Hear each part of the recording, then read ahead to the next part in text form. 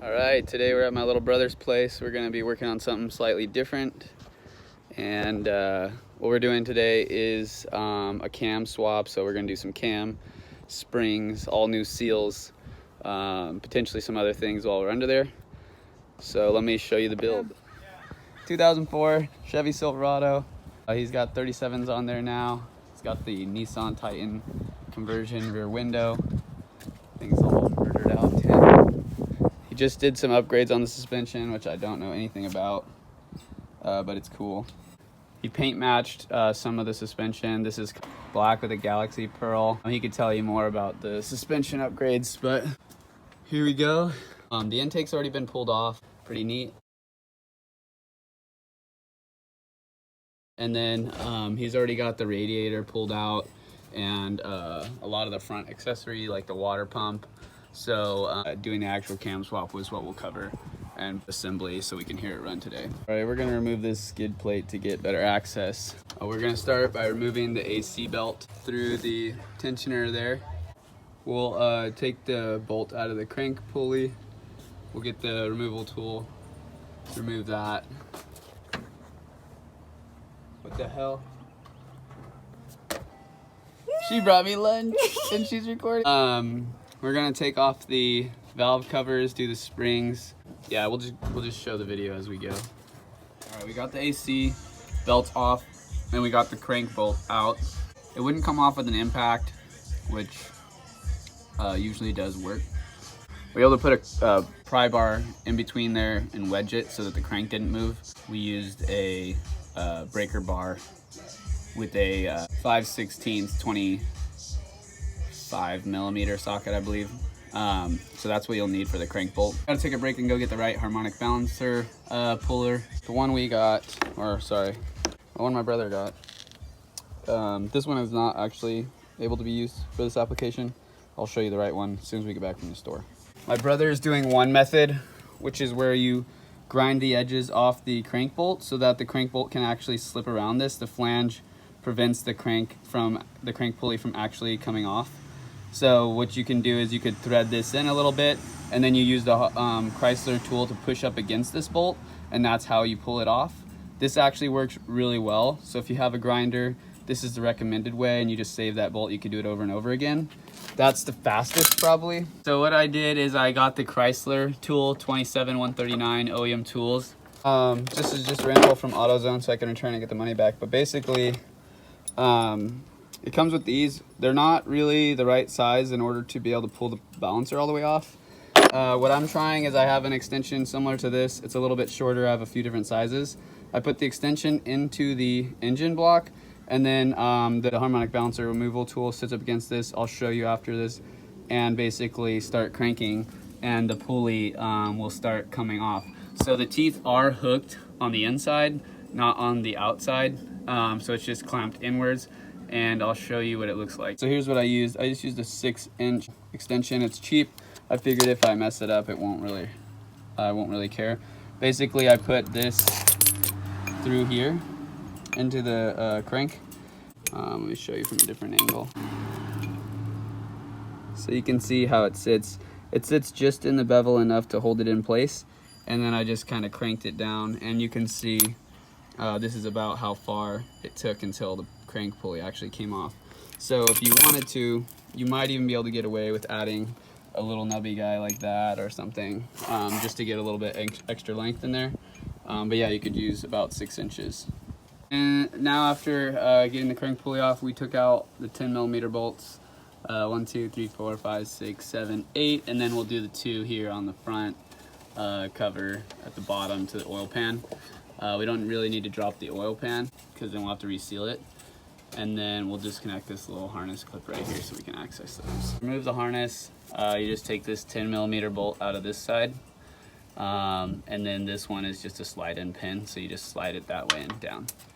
Now we got all the 10 millimeter bolts out. This should just pry off. I'll use this little tab right here. Boom, super easy. So we'll pry this away and then slide it off. That'll drop down and we'll start working inside. All right, so we have access now to the timing gear. All right, one super important thing to mention here is that you need your crank pulley dot in the 12 o'clock position and your cam gear dot in the 6 o'clock position. That should give you top dead center, and that's where you want this to stay so that when you slap the new cam in, your timing and everything is still right on. So what we'll do next is we'll take the cam gear off and we'll work on the cam install. We'll put everything back together in terms of the gears so that as we rotate the engine doing the springs, the timing stays. So we've got the 3 cam bolts out. The gear just pulls straight away and you can access it and move the chain to the side.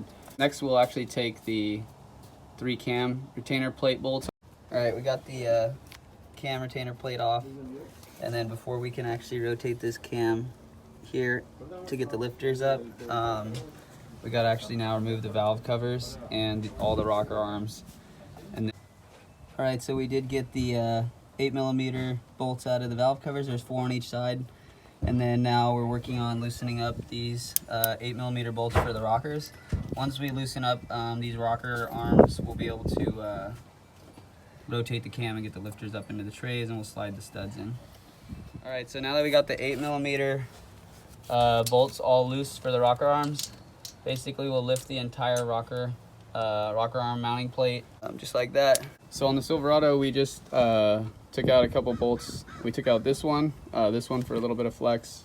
We did take out the top one over there, and then the 2 on the back side here, and then there's 2 down here too, which may or may not have had to take out on each side. That allows us just to rock this back enough so that we can get the rods into the lifter valleys. And now we'll go ahead and crank the cam over until the lifters all lift up into the trays. Go. All right, so these are the studs that I was talking about. So these are basically all thread. They're like fully threaded. These are 5/16, and these are 2 feet long. You don't need the full 24 inches, so you could cut some of it down, and that would give you better clearance for your radiator probably, I mean your AC condenser. But we left it just to make sure rather than cutting them short. And now we're gonna go ahead, we've rotated this cam completely. You can see up here, all the push rods are all up pretty evenly, so you know that they're locked in. As I pull this out now, these rods will hold all the lifters in place. This does help, kind of helps you lift up the back of the cam. And you want to be pretty careful when you're wiggling it out, because you don't want to scuff the cam bearings and put a big groove in them. So now I'm going to take the screwdriver out of the way. That way I have the most clearance, and now I have more grip on the cam so I can hold the back of it up a little bit better myself. And we're out. And you can see we do have a pretty good amount of clearance between the condenser. We have a couple inches with the bolts in, so that's awesome. There we go. Now go. Okay, so what I've done so far is I've lubed each of the cam lobes. I use the Redline assembly lube. So I'm gonna get it in up to here, and then while it's sticking out, I'll wipe it down again, put some lube on the rest of these. I just didn't want to lube these while I'm kind of handling it. So we'll go ahead and get this in.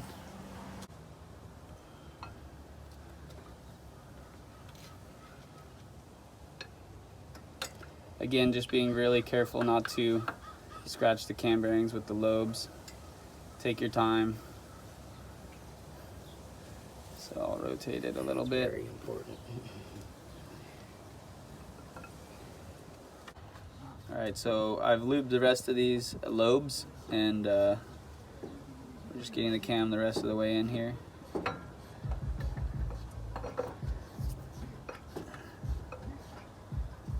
I'm going to set it here for a second. Use the screwdriver to help lift the back of the cam up. The screwdriver really does help actually to maneuver the back of the cam. It's hard to lift the back from the front, it's so heavy. There we go. And give it a couple rotations. Make sure the bearings are all nice and lubricated. And that's it. So remove the studs now, just sliding them out. You're gonna have to get off of there. I have to rock the condenser back. Just enough. And we'll pull the second one out.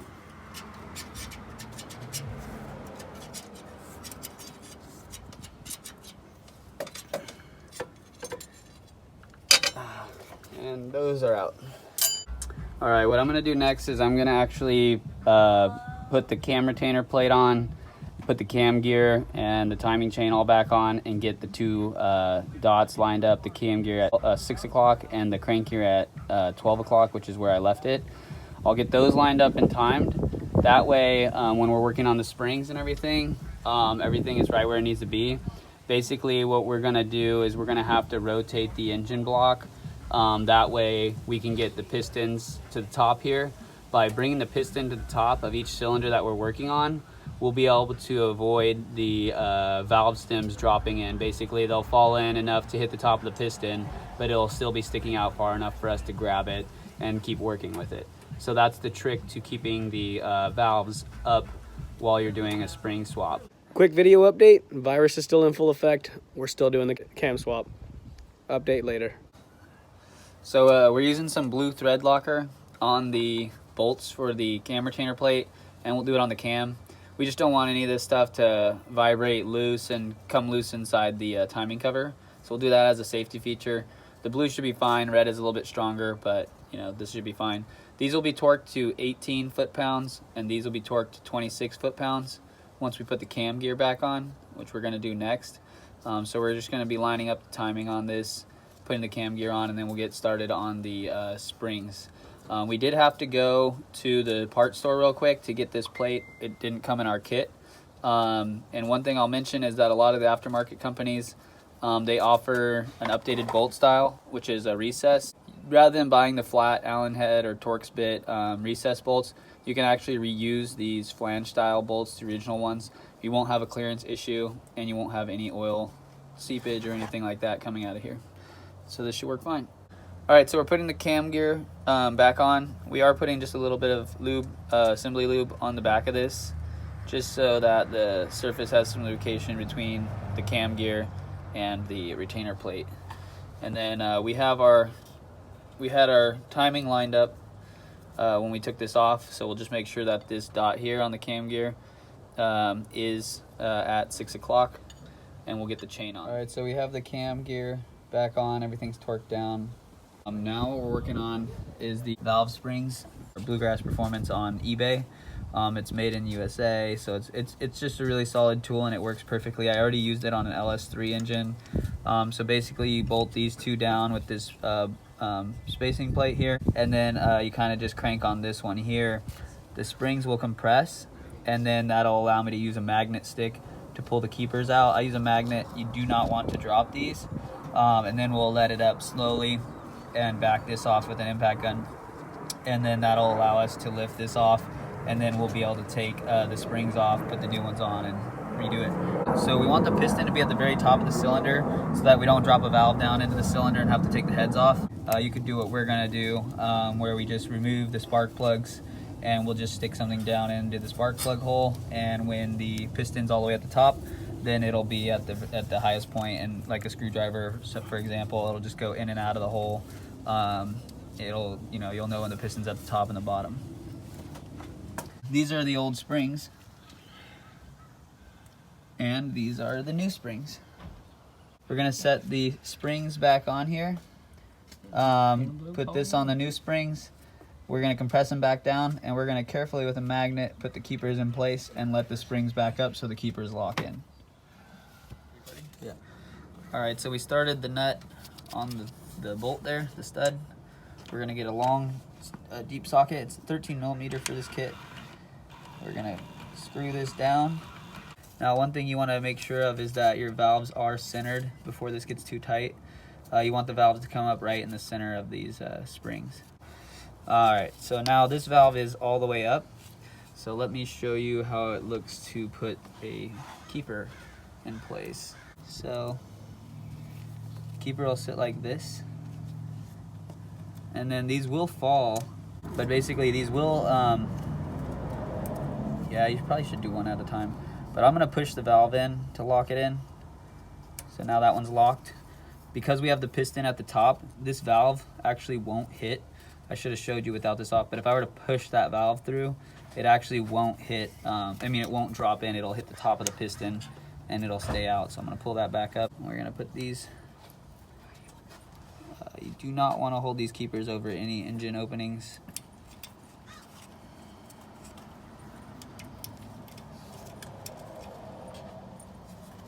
There we go. This one's a little less centered, so it is being a little bit difficult. All right, so that you can see that those keepers are held in place. I push the valve down, it holds the keepers locked in. If you try to do it like this side, which this side's a little less centered, so I'm having to manually hold these ones by hand. I'll slowly move these into place with my fingers and while I let the valve up. So this one, the left side, you'll see how it is when you don't line it up or center it.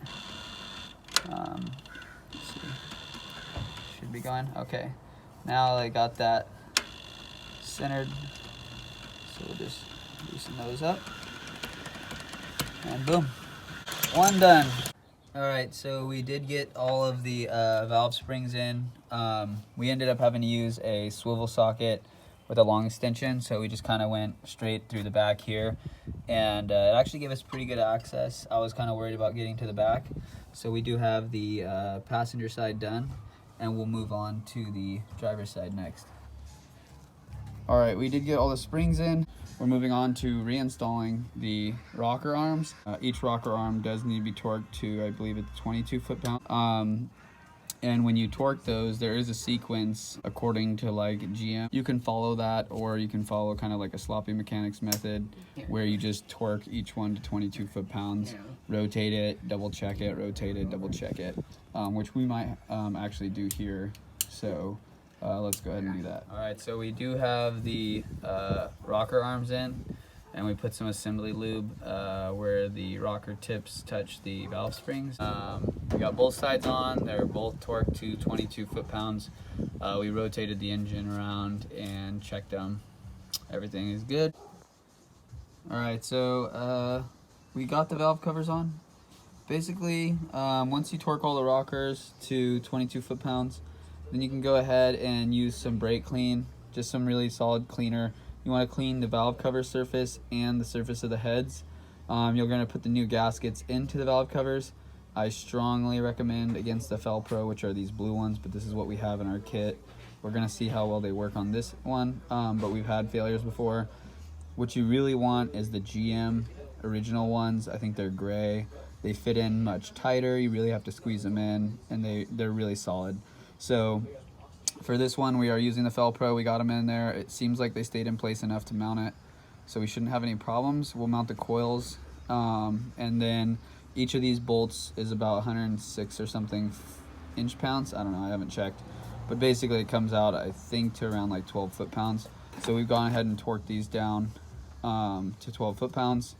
And then basically we'll do the same thing over to this side. So we're gonna get the coil packs and everything back on this side. We'll do that side, and then we'll move on to the front cover and everything else. All right, so now we have both of the painted valve covers on, everything torqued down. We're gonna get to working on the front. We are cleaning the surface there with a razor blade, being careful not to scratch the block too much. And then we're gonna also use brake cleaner and clean that seal. On this timing cover, we actually hit this out through the back, and you just kind of tap around evenly, tap pretty hard, and then it'll pop out pretty smooth. The new one you'll put in, which this one doesn't seem to have the same metal seal inside, it's more rubber. This is Felpro stuff. I just tap this evenly, make sure it goes and sets in evenly, go all the way around, tap, tap, tap.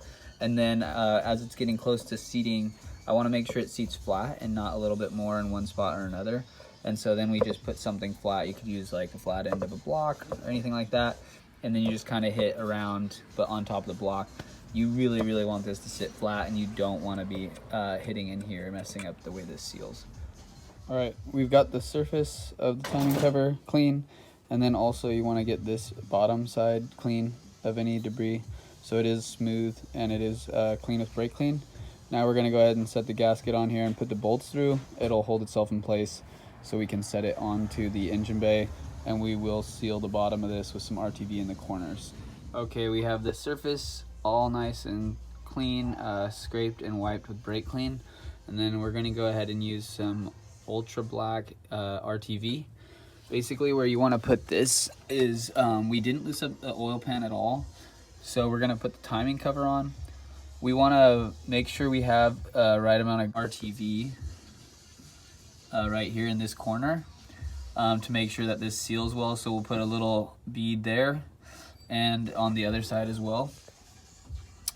And then when we install the timing cover, we will slide it on the front. And what we're going to do is we're actually going to probably torque the bottom down first to make sure it's sitting right against the oil pan and that these corners are sealed. And then we'll go ahead and go around the timing cover kind of in a diagonal pattern to evenly torque down the timing cover. All right, you can see we got, it's really a little bead on both sides. And then I did kind of just dab my fingers a little bit around the ends. It's a super thin coat. It's almost transparent on the gasket. It's kind of hard to see in this lighting, but you don't want to really put any on the oil pan gasket. It's not needed. And then there's just a little bead in the corners just to kind of fill in that crack there. All right, the next piece here is we have the timing cover on. Everything's torqued down to 18 foot-pounds. And what we're gonna do now is use this harmonic balancer installer. So you can see it all here. This is the part number you want. It's the OEM Tools 27306. So we're gonna go ahead and use this one. You can see how it's fatter on this end, and this is what's gonna thread in for the crank bolt. You're gonna thread this bolt all the way down and then tighten this down to it. And then this is gonna act as the press. This is gonna press it in. You wanna use a deep socket. This is a 1 1/4 socket or a 32 millimeter. And then basically you'll remove the tool and install the new crank bolt. All right, so we did get the crank bolt in. The crank bolt is torqued down to 240 foot-pounds. It was pretty difficult, but it's a lot of force and we got it done. All right, so we have the water pump in. We start the bolts.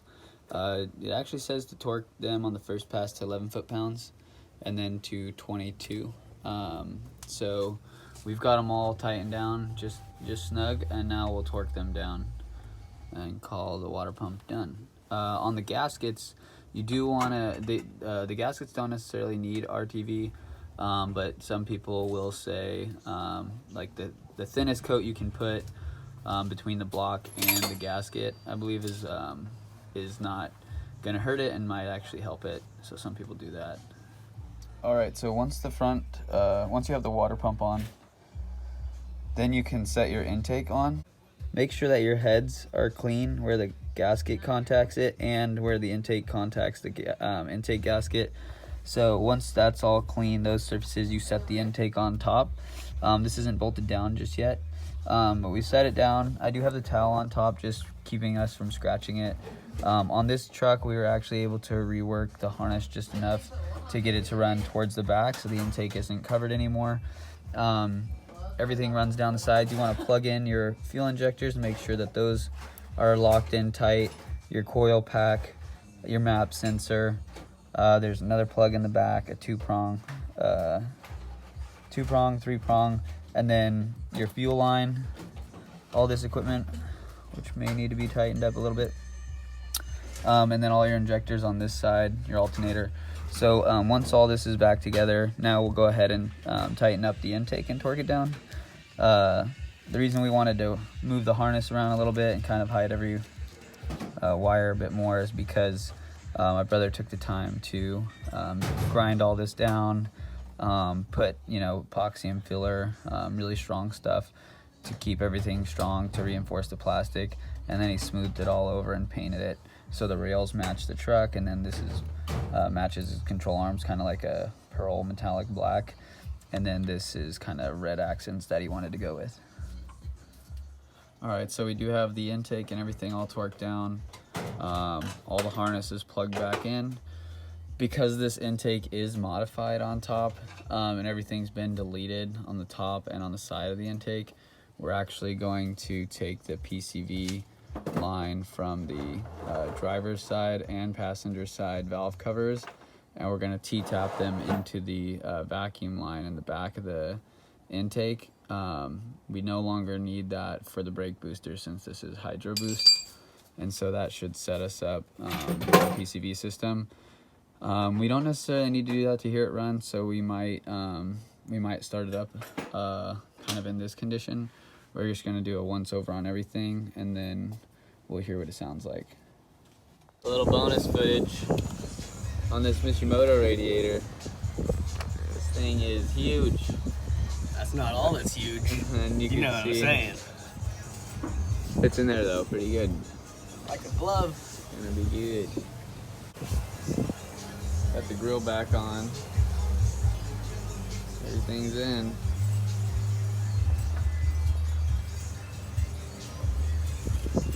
So we're gonna go ahead and fire this up here in a second.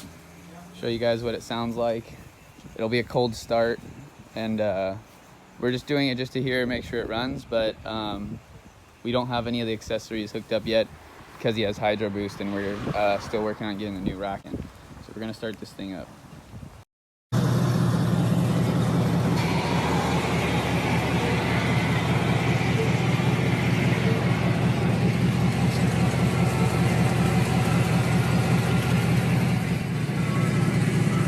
First start.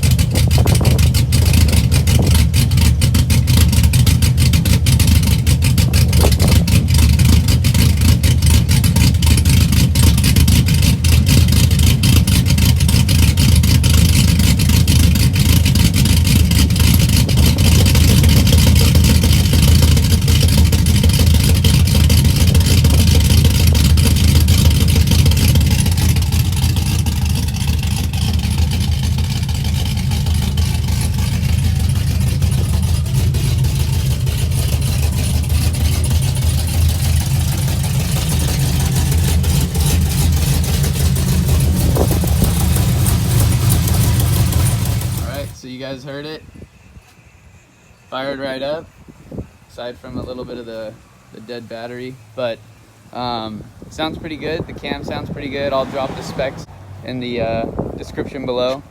So it's a stock 5.3 with just a cam and springs now, and he was really looking for the tone of the truck rather than like more performance. So you do pick up some performance with that cam, but he gets the sound he wants without sacrificing a lot of the, drivability, sitting in traffic, upgrading to an aggressive torque converter from one he already has.